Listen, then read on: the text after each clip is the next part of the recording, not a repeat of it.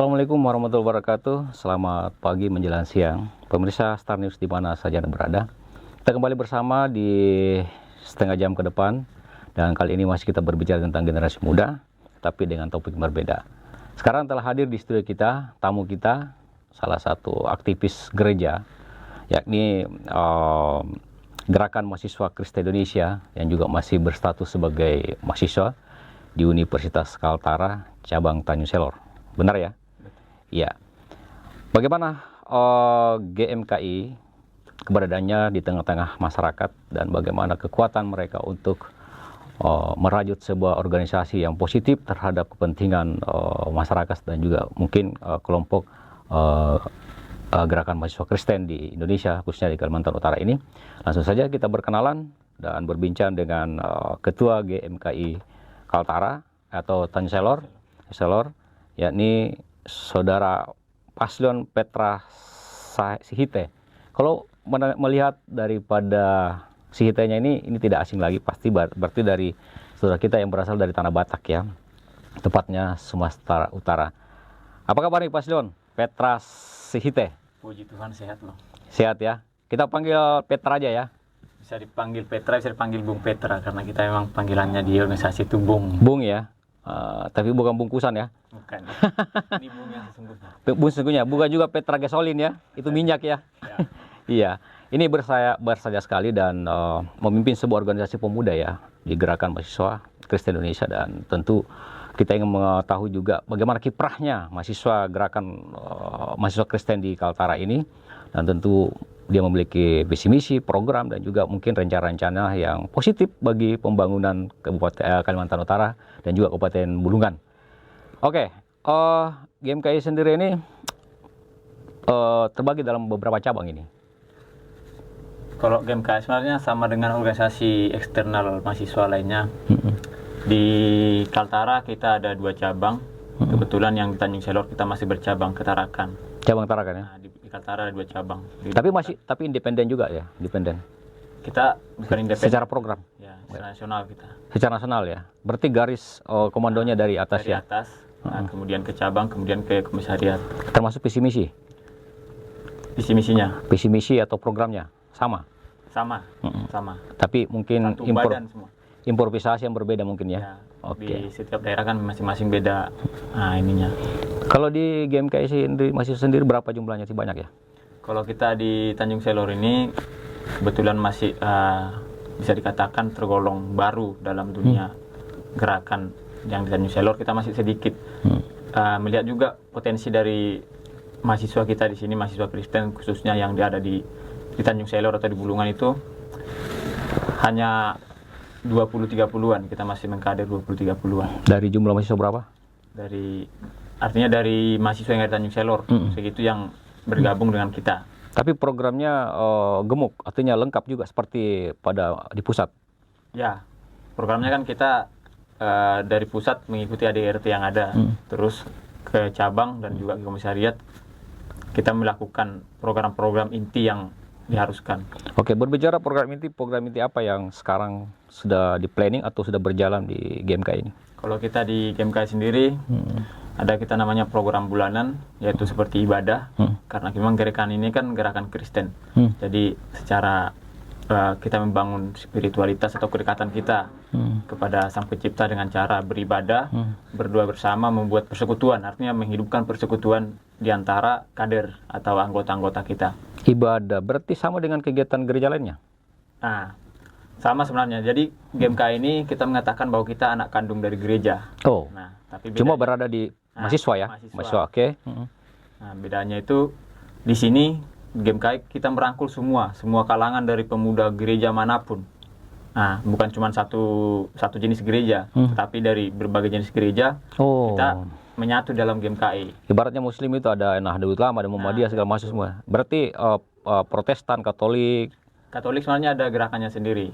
Tapi kita yang Protestan ini kan ada banyak jenis gerejanya. Oh, jadi ini khusus Protestan ya. GMKI. Tidak campur yang Tidak campur. Yang dimaksud tadi bergabung yang mana?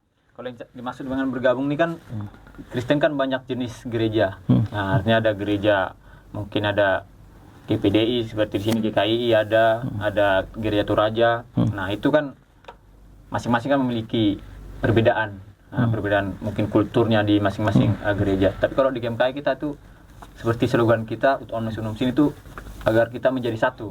Nah, jadi di GMKI itu kita beribadah dengan cara yang mungkin minggu ini secara karismatik, minggu ini secara liturgis begitu. Oh gitu. Kita mau perbandingan kayak seperti HMI, Himpunan Mahasiswa Islam Indonesia ya. Itu kan dia ada pengkaderan, ada militansi di situ, ada kajian Islam di situ. Kalau di Kristen sendiri seperti itu? Kita juga ada. Jadi sebelum bergabung dengan GMKI itu tuh mahasiswa itu diharuskan untuk ikut pengkaderan dulu. Oh, sama ya? Sama. Hierarkinya sama ya? Dan juga setelah itu kan banyak program, termasuk ada pendalaman Alkitab, ada pendalaman ilmiah juga, termasuk kita juga membahas di dalam itu membahas isu daerah segala macam gitu, termasuk jalannya untuk mengembangkan pola pikir sebenarnya, bagaimana caranya gerakan ini atau organisasi ini mampu mengembangkan atau menciptakan kader-kader yang militan dan untuk menjadi generasi ke depan. Oke. Nah, programnya seperti berapa persentase itu religiusnya dan berapa persentase nasionalnya? Ada perbandingan nggak itu? Sebenarnya kita kalau dikatakan perbandingan 50-50 bisa dikatakan juga. Gitu ya.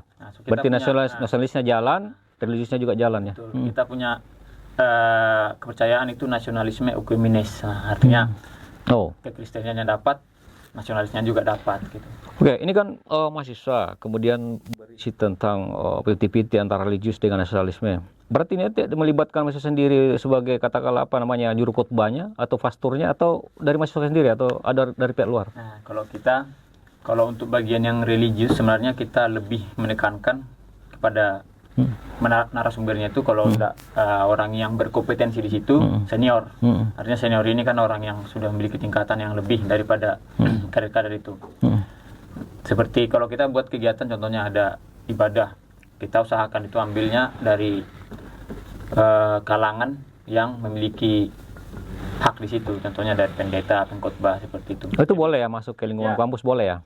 Nah, sebenarnya kan kita kan eksternal, jadi memang kegiatannya tidak dalam kampus, tapi di luar, di sekretariat atau di rumah-rumah. Gitu. Tapi ada juga tetap di kampus, kalau pergerakan GMKI-nya nih, nggak ada? Kalau kegiatan di kampus kita tidak ada. Tapi kan mahasiswa ya? Ya betul, tapi memang kita ada kalanya bekerja sama dengan pihak kampus seperti itu. Oh gitu, tapi jarang di kampus langsung gitu. Kenapa? Sedangkan HMI kan sering melakukan kegiatan seperti itu. Kalau kita berbicara toleransi ya gitu. Karena memang kita saat ini masih dalam proses belajar sebenarnya. Di GMKI baru 1 tahun di sini aktifnya. Jadi belum begitu luas kegiatannya ya.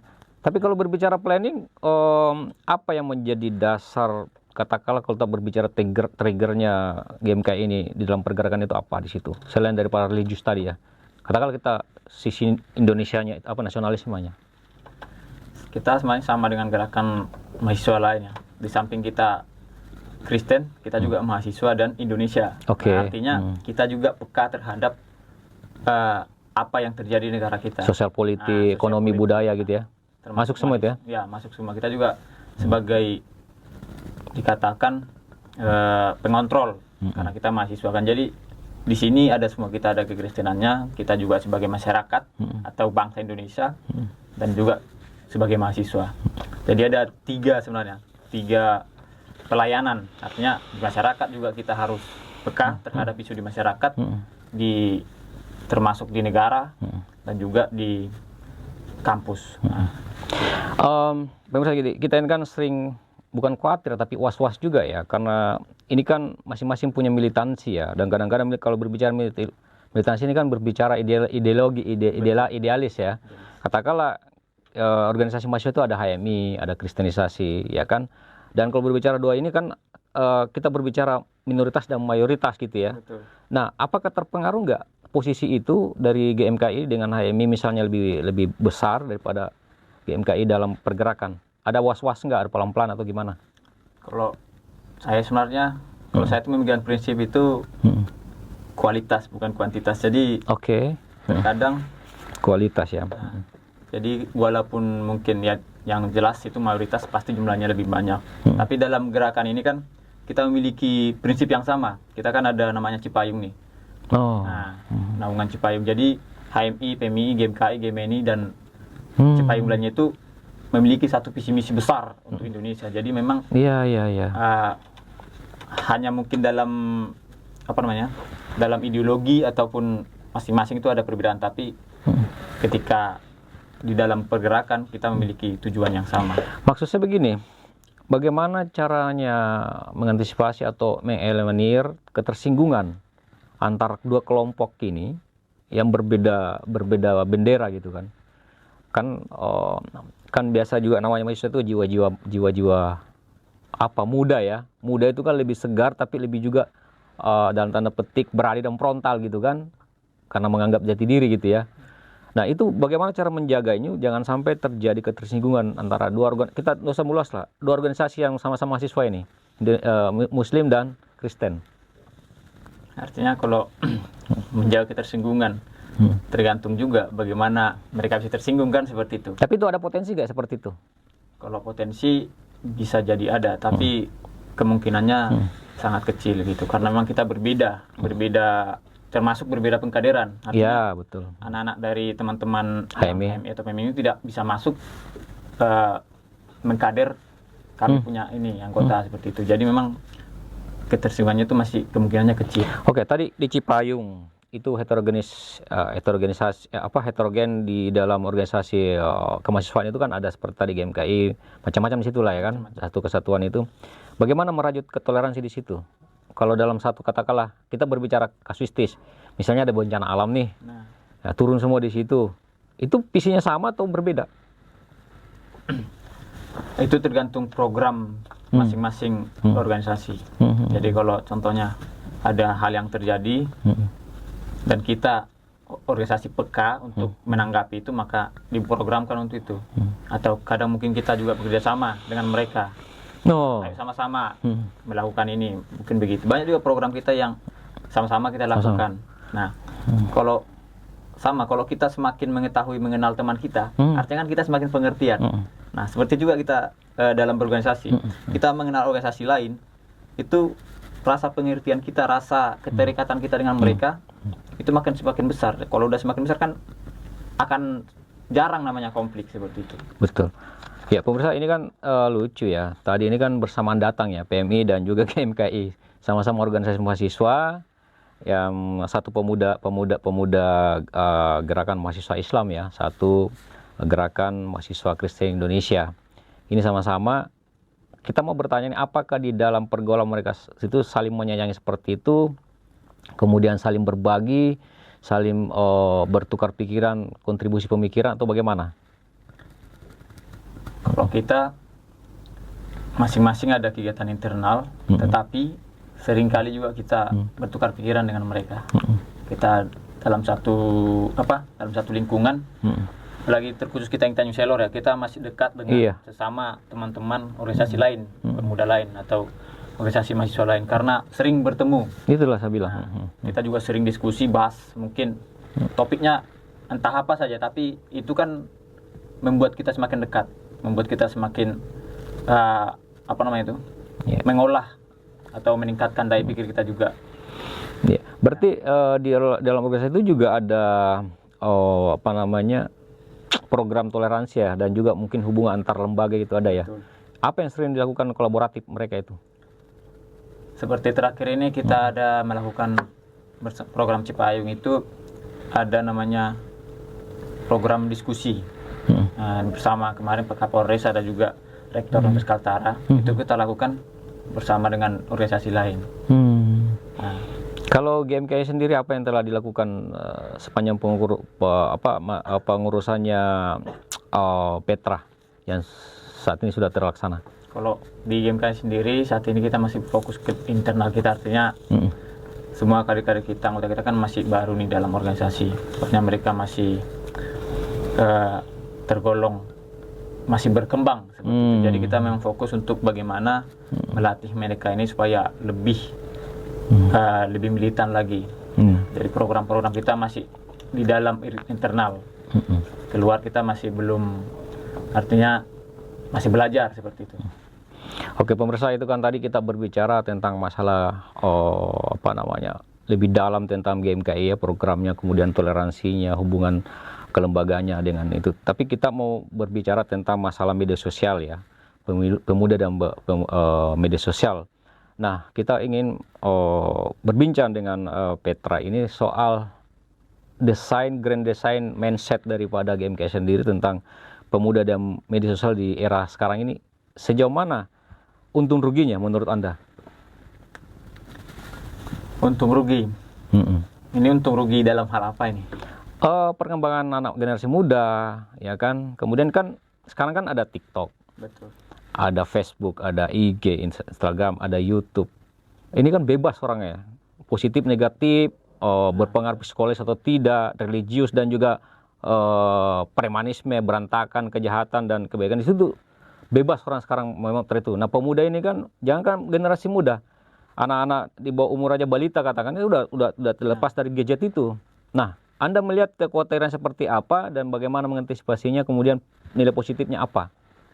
Nah, berbicara tentang media sosial ini, saya melihat di sini memang ini yang sangat mempengaruhi sekarang jiwa pemuda kita, termasuk karakter, semuanya, pola pikirnya juga. Kalau saya mengatakan bahwa kita memang belum siap, pemuda kita belum siap akan ledakan globalisasi, akan ledakan teknologi sekarang seperti sekarang ini. Karena dengan kita tiba-tiba dari HP, dari media sosial, kita kan melihat banyak informasi, melihat banyak informasi dari berbagai bidang dan berbagai sudut. Tapi sebelum kita mengolah informasi ini, kita perlu melatih pola pikir. Artinya kita melihat suatu fakta di dalam media sosial, menonton, contohnya ada penggiringan opini segala macam. Tanpa sadar sebenarnya pola pikir kita itu diintervensi dengan apa yang kita lihat, apa yang kita tonton di media sosial, apa yang kita dengarkan.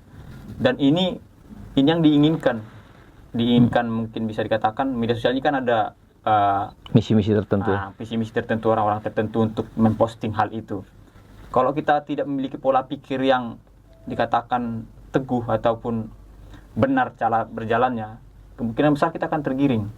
Makanya banyak orang yang gampang sekali percaya dengan hoax. Karena dalam pikirannya dia tidak mencari tahu dulu.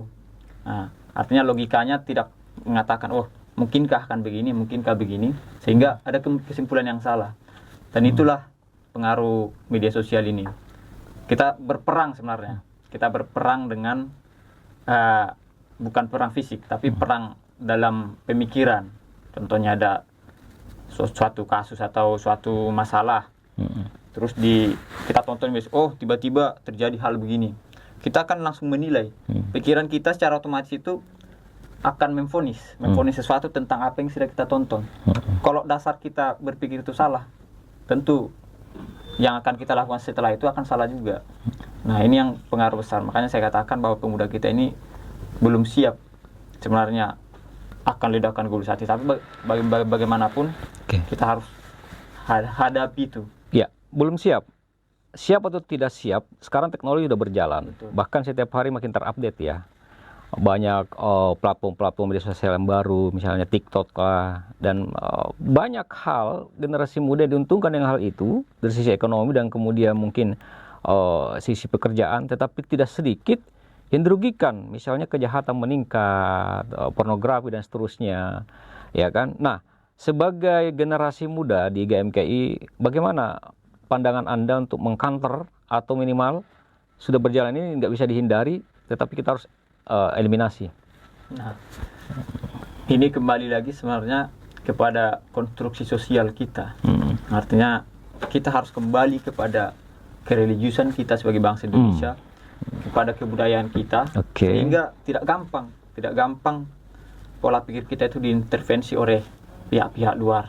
Artinya kalau kita sebagai seorang yang religius, apapun yang terjadi, contohnya yang kita lihat, kita dengar, itu tidak akan mudah untuk kita yakini, karena memang kita sudah punya pegangan yang teguh dalam diri kita, sudah punya dasar iman ya, iman yang harusnya kita sudah punya iman. Jadi tidak gampang kita tergiring, tidak gampang kita tergusur seperti itu. Makanya Indonesia kan kita negara yang sangat heterogen ya, sangat banyak suku budaya. Tapi kalau kita kembali kepada Bhinneka Tunggal Ika, bagaimanapun orang di sosial media mau memecah belah, kalau kita memang sudah dari awal teguh dan yakin tentang Bhinneka Tunggal Ika itu, kita paham, kita tidak akan terpecah lagi. Nah, makanya kita fokus membangun jati diri, membangun wawasan kebangsaan. Soalnya prinsipnya begini, ada istilah kan, tak kenal maka tak sayang, seperti itu. Sama, kita mungkin akan terpecah belah karena kita tidak mengenal teman kita. Nah, tapi kalau kita sudah kenal mereka, kita akan sayang kan. Nah, kalau udah sayang, orang lain mengatakan apa, kita tidak akan mungkin terpecah belah. Nah, itu prinsipnya, dan itu yang kita bangun di dalam organisasi, bahkan di kehidupan kita, konstruksi sosial kita itu harus kita tingkatkan. Artinya mengenal diri sendiri, mengenal orang lain. Kalau udah mengenal, pasti kita mencintai dan juga merasa memiliki. Nah, sehingga tidak mudah dipecah belah ataupun tidak mudah digiring seperti itu.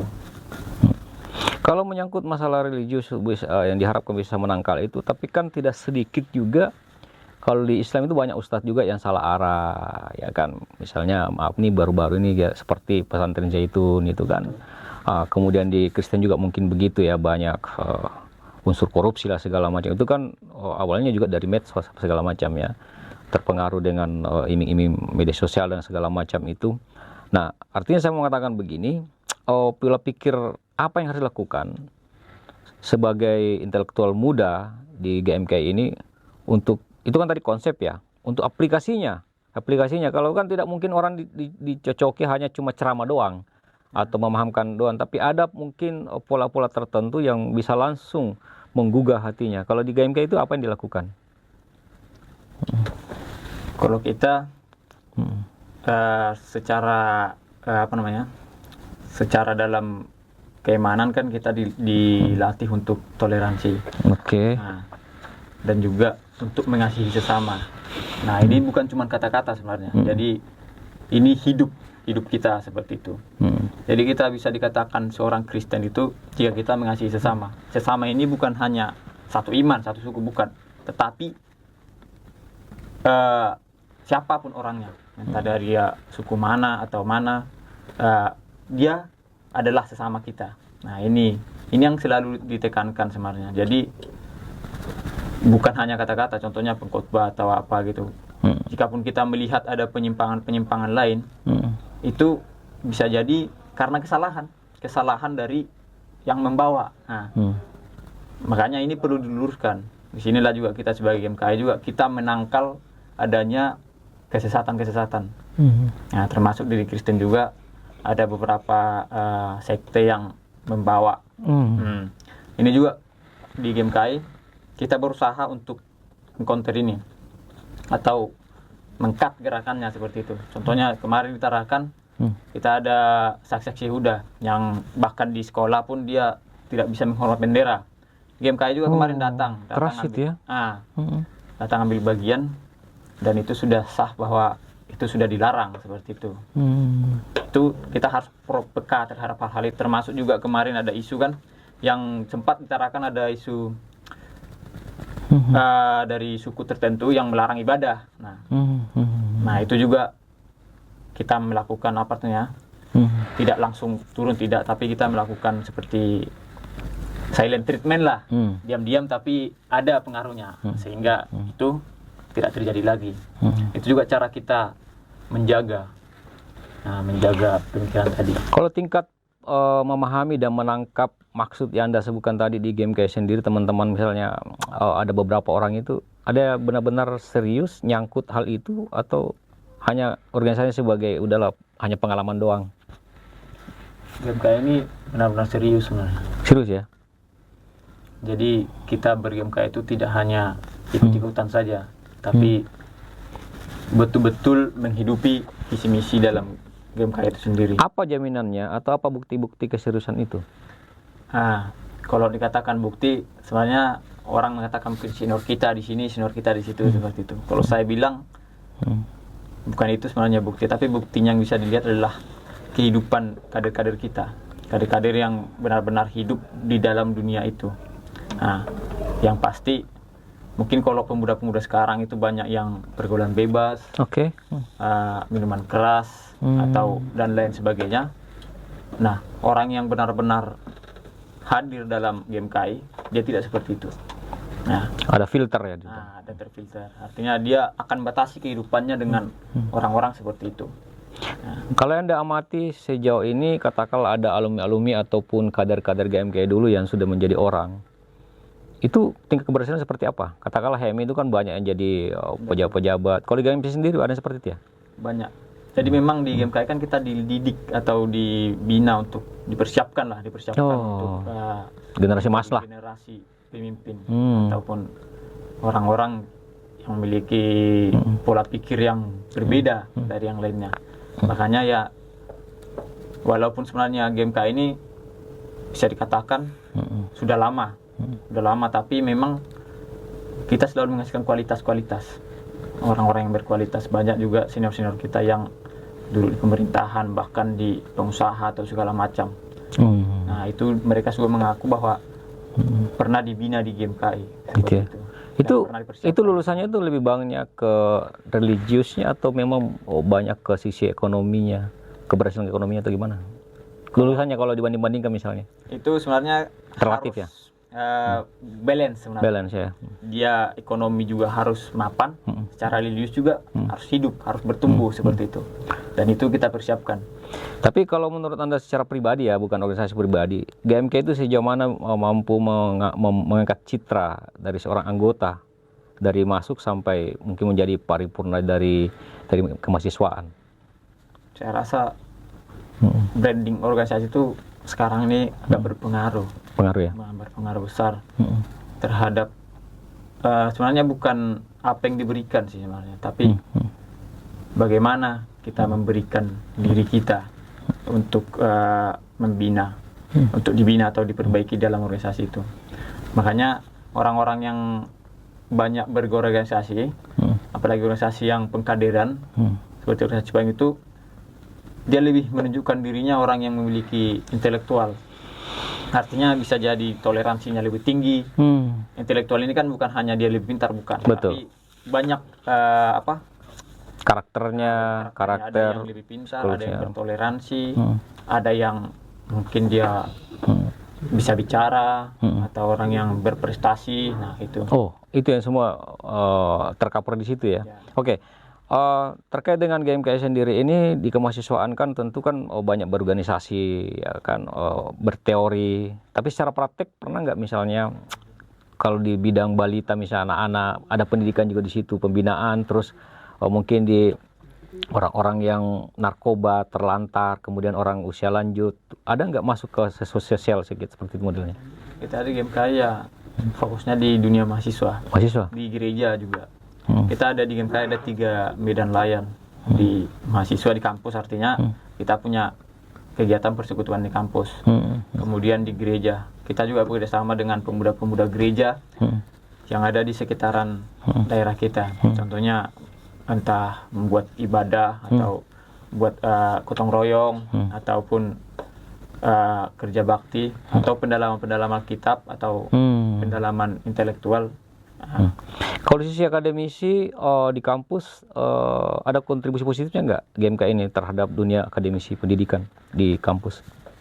Kalau ke akademisi, karena di GMK ini kan kita mempersiapkan kader kita untuk kader-kader yang militan. Jadi dengan sendirinya dia akan aktif di kehidupan otomatis ya. Di kampusnya. Kita juga di internal kita arahkan itu teman-teman kita untuk hidup di dunia kampus. Artinya jangan kau lupakan, mau tahu seorang mahasiswa, artinya prestasi di kampus itu wajib dan itu harus. Doktrin seperti itu ya? Doktrin seperti itu. Jangan, kalau seperti saya memang agak telat lulusnya, tapi yang lain kita harus fokus, kita harus push dia supaya jangan sempat di kampus itu. Mungkin banyak kan branding organisasi sekarang nih gara-gara organisasi lama lulusnya. Nah ini sebenarnya kita tentang, harus dibalik ya, kita tentang ini. Orang yang berorganisasi itu harus yang paling terdepan dalam prestasi dalam dunia kampus. Supaya bisa jadi contoh ya. Supaya bisa jadi contoh. Tapi kan tergantung lagi masing-masing. Ada orang yang mungkin betah. Masing-masing kan punya orang alasannya kan. Ada yang mengatakan santai aja kuliah tuh atau bagaimanapun gitu. Tapi ini sebenarnya tetap menjadi momok yang negatif sebenarnya bagi dunia organisasi mahasiswa. Nah ini yang sudah kita berusaha untuk mengcounter, makanya kita di internal tuh kader kita itu kita bina untuk berprestasi di kampus, dan memang tidak sedikit. Rata-rata memang kita punya kader itu memiliki hal yang dia banggakan di dalam kampusnya. Mungkin contohnya kalau kader dari Tarakan tuh banyak yang ikut lomba nasional gitu, mungkin lomba debat, lomba karya ilmiah. Nah itu salah satu ya juga, itu ya. Itu salah satunya, itu kita dorong dan difasilitasi. Seandainya bisa difasilitasi itu difasilitasi. Artinya kan organisasi ini juga dekat dengan mungkin orang-orang tertentu seperti itu. Jika dia ada kader kita contohnya yang memiliki ide seperti ini, itu dari kita fasilitasi. Didorong. Nah, kita dorong, kita pertemukan. Sehingga apa yang dia inginkan, mimpi dan keinginannya itu bisa diwadahi seperti itu. Ya, pemirsa, organisasi mahasiswa ini kan banyak ya, tapi pada umumnya sama ya, menciptakan generasi mahasiswa yang handal, intelektual yang paripurna, kemudian berkarakter yang bisa diterima oleh masyarakat. Tapi kita mau tahu, ini kan seperti organisasi lain di kemahasiswaan itu kan ada juga di dalam banyak generasi muda yang mungkin bervariasi juga, kenakalan remajanya, seks bebasnya, narkobanya, mirasnya, kejahatan-kejahatannya lain. Kalau di GMKI sendiri tuh menemukan hal itu nggak? Kalau masalah itu mungkin itu kembali ke masalah pribadi. Tapi kalau di setiap kita punya kegiatan itu betul-betul kita arahkan, kita tangkal lah. Artinya kita jangan sampai hal itu terjadi. Ada sanksi nggak misalnya kalau ada yang melanggar itu? Dikeluarkan di organisasi apa gimana? Di setiap organisasi tentu ada sanksi. Mungkin sanksinya secara moral, kebanyakan secara moral sih. Jika itu kedapatan atau hal-hal seperti itu terjadi, mungkin sanksi dari senior atau teman-teman. Nah, pastinya kan dia jadi sedikit mungkin dibuat batas lah seperti itu. Jadi dengan sendiri kan dia kan salah. Nah, kalau secara sanksi fisik tidak ada, tapi secara sanksi moral aja semuanya. Tapi fakta dan realitas di lapangan, di kampus itu terjadi itu ya, kekhawatiran itu pergaulan bebas dan juga miras ya. Pasti tidak terlepas dari situ ya. Nah, itu adalah kalau saya katakan bukan cuma di masyarakat, tapi di kehidupan kampus juga hal itu terjadi. Termasuk di GMKI. Kalau di GMKI, sejauh yang saya tahu dari kader saya yang masih dikatakan masih baru itu masih terkontrol semua, belum ada yang sampai mungkin yang berkecimpung dalam hal itu, belum ada. Iya, pemirsa, karena waktu kita terbatas, tapi kita ingin tahu, ini kan GMKI ini juga gerakannya sama dengan mahasiswa lain seperti kita katakan tadi ya. Namun mungkin kita mau mengetahui sedikit juga tentang GMKI ini apakah juga menjalin hubungan dengan masyarakat di lingkungan kampus itu, atau terkhusus hanya kepada kaum Kristen aja, atau bagaimana? Kita menjalin hubungan dengan semua elemen masyarakat. Nah, bukan hanya berfokus pada satu branding agama, bukan, tapi semua lingkungan masyarakat, termasuk juga pemuda-pemuda setempat, mungkin organisasi pemuda setempat yang ada di sekitaran Bulungan, termasuk ke pemerintahan juga, kepolisian dan semua bidang. Artinya kita kan sekarang zamannya ini kolaborasi ya. Iya. Memang kita berkolaborasi dan itu juga menjadi visi misi. Nah, visi misi GMKI. Kan kita ketahui bahwa katakanlah ada kegiatan-kegiatan nasional atau kegiatan ibadah ya kan, walaupun beragama, tapi kadang-kadang dia ada kerjasama di situ dalam hal mengerjakan sebuah objek. Itu kebagian apa sih yang dirasakan apabila bercampur dengan agama lain, lalu kita kebersamaan ada di situ? Apa yang dirasakan sebetulnya secara pribadi nih? Kalau saya sendiri sih, kalau ketika ada kegiatan teman-teman yang lain yang mungkin berbeda dengan saya diundang situ, saya merasa senang sih. Walaupun mungkin diundang sebagai penonton, tapi itu saya merasa bahwa dia mengenal saya atau dia mungkin memandang saya. Kalau kegiatan-kegiatan mungkin yang bertema keagamaan, kita juga palingan yang bekerjasama itu kalau ada dialog-dialog publik seperti itu, atau kegiatan-kegiatan yang bersifat publik, tidak bersifat artinya menjerumus terhadap suatu kultur, tapi yang lebih kepada nasionalis, kita bekerjasamanya di situ. Itu sering terjadi ya? antar kelompok organisasi ya, walaupun berbeda keyakinan kepercayaan. Oke pemirsa, selangkah indahnya jika generasi muda kita ini dari latar belakang apapun itu, kalau dia di dadanya ada NKRI, maka itulah kebahagiaan tersendiri, dan itu sudah dijelaskan secara fakta bahwa memang apapun agama itu membutuhkan kerjasama dan toleransi yang tinggi seperti itu. Oke, sebelum kita mengakhiri, mungkin ada closing statement yang mau disampaikan oleh Petra. Silakan. Jadi saya ingin mengatakan bahwa saat ini pemuda kita itu, atau pola pikir pemuda kita itu sudah diintervensi oleh berbagai jenis ideologi atau berbagai jenis pemikiran, dan kita harus peka terhadap hal itu, termasuk pemerintah, lingkungan gereja, lingkungan lingkungan spiritualitas masing-masing. Kita harus peka terhadap hal itu, termasuk isu-isu yang jarang dibicarakan, termasuk seperti pergaulan bebas. Pergaulan bebas ini kan jarang dibicarakan di dalam lingkungan, mungkin di lingkungan gereja itu jarang dibicarakan, dan disitulah pemuda kita paling banyak jatuh. Hal yang jarang diungkapkan itu, disitulah orang paling banyak jatuh tanpa disadari. Makanya kita harus peka terhadap itu, dan kita juga harus mempersiapkan diri kita sebagai pemuda. Kalau saya sendiri, perbanyak literasi. Nah, kita bisa membaca tapi kita tidak pernah baca buku. Nah, itu sama aja artinya kita tidak bisa membaca. Terus pengetahuan umum itu sangat penting. Pengetahuan umum dalam arti, kalau saya melihat di Kaltara ini, pola pikir kita pemuda itu pola pikir yang bisa saya katakan asal hidup.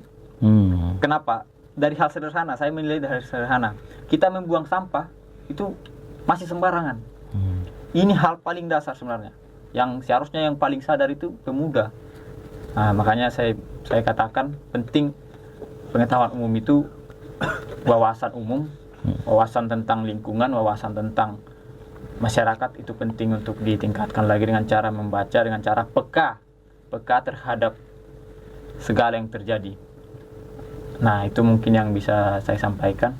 Baik, pemirsa, Faslom Petra Sihite, Ketua Gerakan Mahasiswa Kristen Indonesia, telah berbincang banyak dengan kita, dan tentu banyak hikmah ataupun pelajaran kita peroleh dari sini, dan terutama khusus ya untuk para mahasiswa dan juga mungkin remaja generasi sekarang ini, dan bukan saja di kristenisasi atau di Kristen, tapi juga di Islam.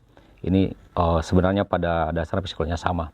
Mudah-mudahan bermanfaat, dan tentu saja kami berdoa mohon maaf jika ada salah-salah, dan mudah-mudahan perbincangan kita ini juga menginspirasi kita semua untuk bisa berbuat lebih positif lagi, terutama terkhusus untuk generasi muda Kalimantan Utara. Terima kasih Petra, mudah-mudahan sehat selalu dan tetap berjaya di GMKI. Saya M. Sakir dan juga Petra undur diri, dan kami akhiri. Selamat siang. Assalamualaikum warahmatullahi wabarakatuh. Sampai ketemu lagi. Ya. Mantap. Mati tidak?